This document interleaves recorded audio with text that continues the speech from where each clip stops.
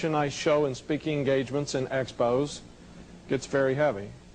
I've had to tune it down, tone it down. I've had college professors fall off the seat. Some women have gotten very upset. And so I say to you, if some of this information is troubling, it worries you, please remember that you still have your constitutional rights. So I wrote the Center for Constitutional Rights, located in New York, founded in 1966. I received this brochure from them in 1992.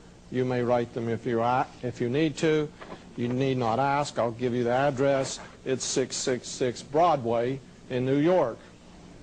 I took this photograph to show where they're at. They were doing some reconstruction. It was hard to get around the scaffolding, but I still wanted some type of proof to show you where they were headquartered at. So I ask again, how many coincidences are in a conspiracy? Then again, we do not want to become conspiracy theorists.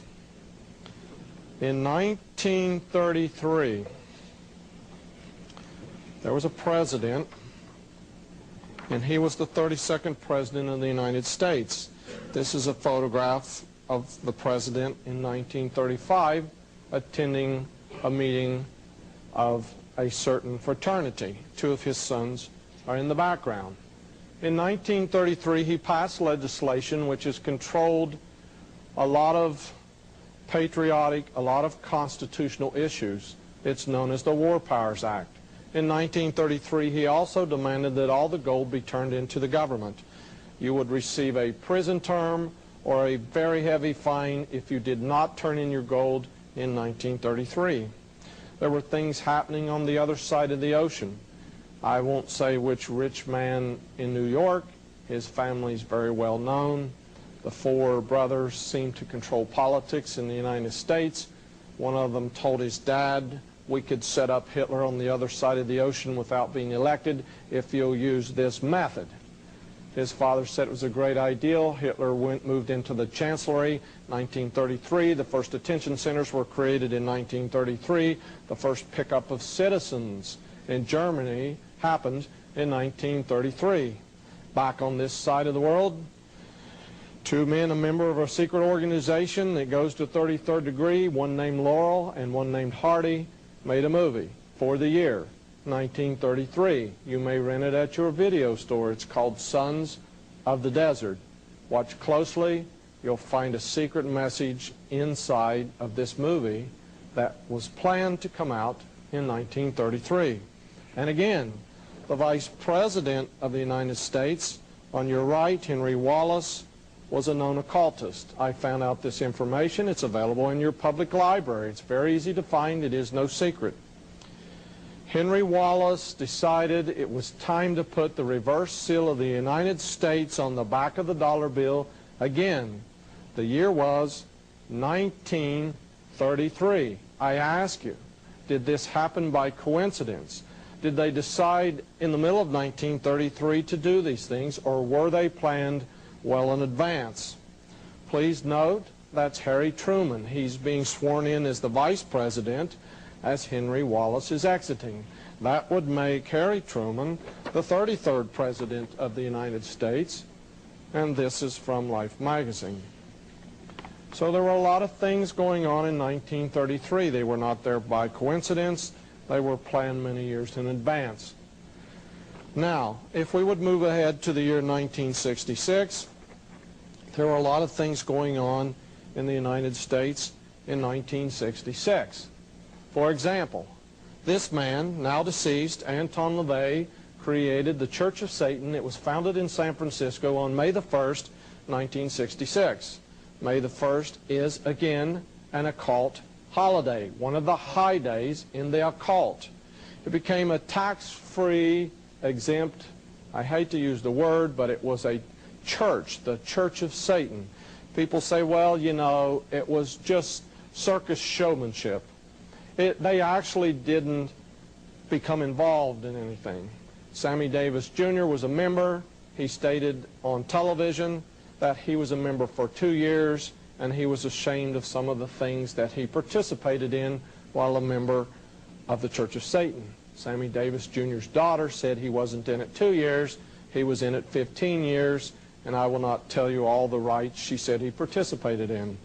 Now, people say it's a very harmless thing, it's just a type of white magic, but listen, the son of Anton LaVey is carefully guarded. He lives in Las Vegas. I have a friend who interviewed him. They do not want Anthony to tell his story because he said he watched his father commit 1,000 human sacrifices in the United States. So I think there must be more involved than just circus showmanship. Again, why in 1966? In June of 1966, that of course is the 6th month, Dark Shadows premiered on television. Dark Shadows was the most occult television show to ever appear and come across the screen into the lives of Americans. It was not fiction. The movies are in such demand, all of them have been made available to the public. It is based on the Collins family, and the Collins family brought witchcraft to America. This was noted by Fritz Springmeier, a former Prophecy Club speaker. Of course, the Collins family changed their name to Todd in the Civil War. Back to 1966, Science and Mechanics, a magazine for men, in June of '66, that is the 6th month, had an article called The Return of Witchcraft. Now, what is an article on the return of witchcraft doing in a man's magazine, Science and Mechanics? Again, advertisers had a heyday in 1966. People were asleep back in 1966. There were motorboats sold with devil tails in the advertising. The automobiles had devil tails because people understood the significance. Anton LaVey said, "This is the year of Satan." There were lots and lots of organizations created. Neal was created. HUD was created. The Black Panthers were created in 1966. There was anti. Did you catch that little 4-letter syllable? Anti-poverty legislation, anti-war demonstrations. Why would we have to have anti? Why would we have to have the word appear in 1966? Because someone understood the deeper symbolism. A black man stood up and said, you know, it's safe to walk. Don't worry about all these racial issues. He began to walk from Memphis heading south.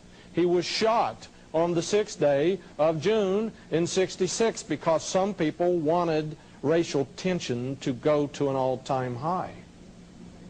It is a message always sent by symbols. Now, how many years between 1933 and 1966? There are, of course, 33 years. Because these men consider 33 very special to them in their belief system and in the secret degrees they use as they climb up the initiated scale. Now, you will only have to take one more simple step to figure out when they plan to culminate their plans for this century. Why did George Bush say, "I'll meet the leaders of the world in the Great Pyramid, December 31st, 1999. And of course, it's just a coincidence that the stamp will change to 33 cents in January. And it's probably just a coincidence, the shape. More about 1999 in a few moments. Please remember, all the things carried on in high places are planned many years in advance. Again, forgive me, it's the traveling on the road. I can't seem to get away from this one ad and this one man. Please forgive me. I'll do better on the next lecture. Okay, people say martial law could never come to this country, but headlines in the United States on July the 7th, 1987, from the Atlantic to the Pacific, carried stories and news releases in the AP press about statements made by Oliver North.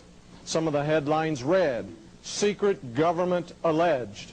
I have original copies of all these newspapers. Please note in this little Florida newspaper, it said that Oliver North had devised a plan for martial law in the U.S.